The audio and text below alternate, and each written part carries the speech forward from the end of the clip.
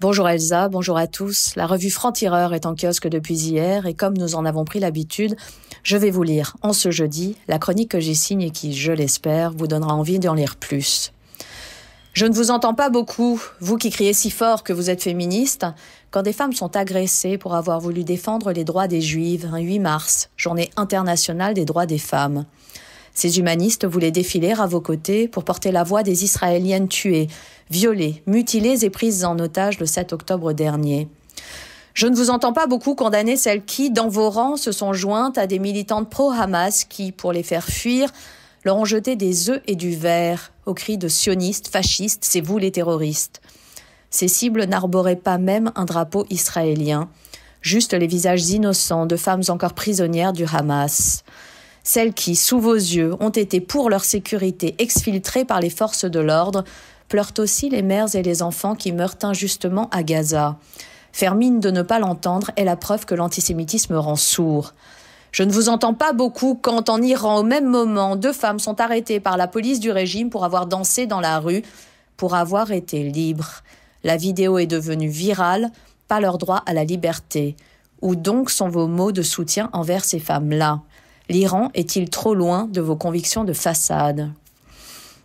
Je ne vous entends pas beaucoup quand, résistant aux menaces de mort des islamistes, 3 des 4 plaignantes qui accusent de viol le prédicateur islamiste Tariq Ramadan depuis 7 ans risquent de ne pas avoir droit à un procès car le parquet général ne requiert les assises que pour l'une d'entre elles. Soyons honnêtes, je ne vous entends pas beaucoup, vous qui criez si fort que vous êtes féministe, quand les victimes sont juives ou les accusés islamistes. Elsa et nos auditeurs, vous pourrez lire ce billet dans la revue Franc-Tireur en kiosque cette semaine. Vous y lirez ce billet, mais aussi le franc-parler de Caroline Fourest, bien sûr. Ça s'appelle « Un féminisme sous terreur » et il y est question du féminisme français, justement, et de cette tristesse qu'il peut y avoir à célébrer tout à la fois une victoire féministe et un moment de concorde salutaire. C'est l'inscription de l'IVG dans la Constitution. Et le même jour, cet indigne abandon de certaines féministes de la cause des femmes israéliennes. #MeTooGarçon, le dernier tabou. C'est notre une cette semaine. Dans ce dossier que je signe, j'ai voulu remonter à la source du MeTooGarçon, ce mouvement de libération de la parole des garçons et des hommes victimes de violences sexuelles, et donner les clés pour comprendre une réalité encore taboue. Des pages où l'on découvre que rien ne ressemble tant aux violences sexuelles qui touchent les femmes que celles qui touchent les hommes. Rima Hassan sur la liste insoumise aux européennes, à quoi ça rime ? Michael Prazan nous explique comme la France insoumise veut transformer l'élection européenne en référendum à haut risque sur Gaza, en plaçant sur leur liste, en position éligible, cette activiste pro-palestinienne qui milite pour une Palestine de la rivière à la mer.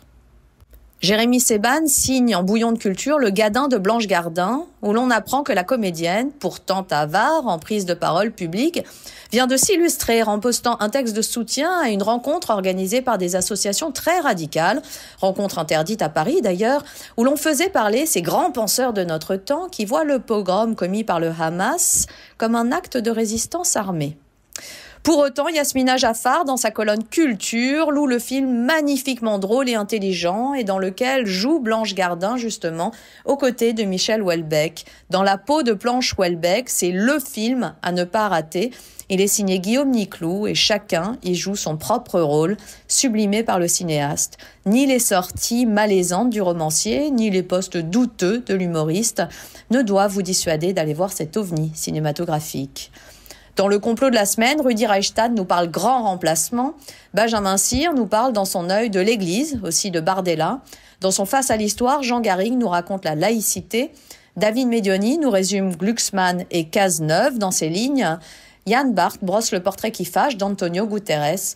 Plein de choses encore dans ce numéro 122 de Franc-Tireur et, comme chaque semaine, l'éditorial de Raphaël Enthoven. Pax Putina, où l'on parle du pacifisme face à Poutine, et comme ceux qui l'invoquent à tout bout de champ ne font que faire de leur impuissance une posture élégante.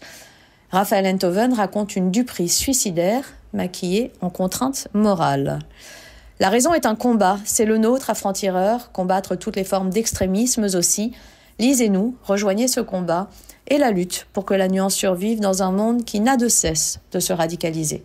Belle journée à tous.